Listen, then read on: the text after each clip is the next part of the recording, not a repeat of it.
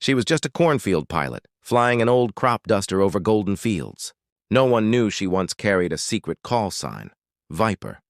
Forgotten by the world, erased from the records, until one stormy evening when a squadron of F-35s demanded her identity. And the moment she spoke that single word, the skies themselves froze. What city are you watching from today? If this story resonated with you, hit subscribe for more real stories about extraordinary people. I was never supposed to be more than a crop duster. That's what they told me when I first climbed into the cockpit at 16, tracing the horizon with trembling hands. The warplanes in the sky belonged to someone else, men in uniforms, pilots with call signs carved into history. I was just the daughter of a farmer, stitching lines of pesticide across golden fields in a second-hand prop plane. But the skies have a memory, and sometimes they remember you even when the world has tried to forget. My father used to whisper to me at dawn when the cornfields glistened with dew, "Fly low, baby girl.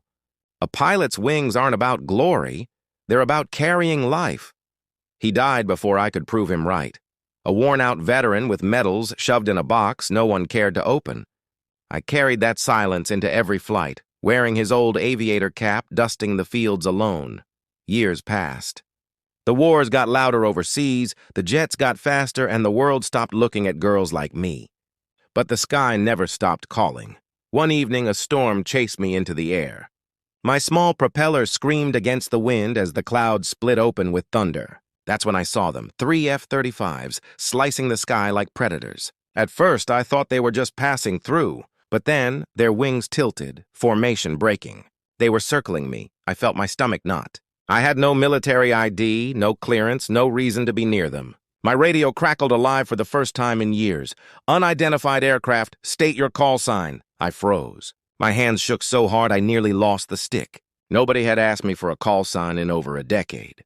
Back when I was young, too young, I had trained under a different name. They had called me Viper, a girl who flew low, fast, and fearless, a ghost who slipped through radar, until politics cut the funding and I was sent home, erased from records like I had never existed. I thought the world had buried that name, but my lips whispered it before I could stop myself. Call sign, Viper. Silence.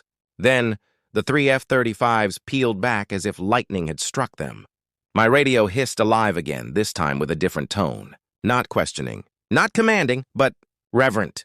"Copy that, Viper. Welcome back." My breath caught in my throat. My little crop duster shuddered in the wind, barely holding against their monstrous engines. Yet in that moment, they treated me not as an intruder, not as a joke, but as one of them. I wanted to laugh. I wanted to cry. For years, I had been nobody, just a girl with dirt under her nails and fuel stains on her sleeves. But now, the sky itself seemed to remember me. The lead jet dipped its wing in salute, a gesture reserved for equals. My eyes blurred as I returned the gesture with my tiny craft, the stick heavy in my trembling hand. In that instant, I wasn't just a cornfield pilot. I was my father's daughter. I was the ghost they had tried to erase. I was Viper. The storm broke apart as if making way for me. The F-35s roared past, disappearing into the horizon.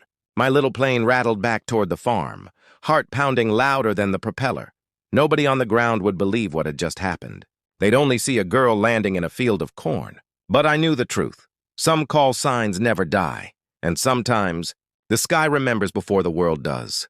Thanks for being here till the end. If this story moved you, give it a like, subscribe for more real moments, and share your thoughts. I read every comment.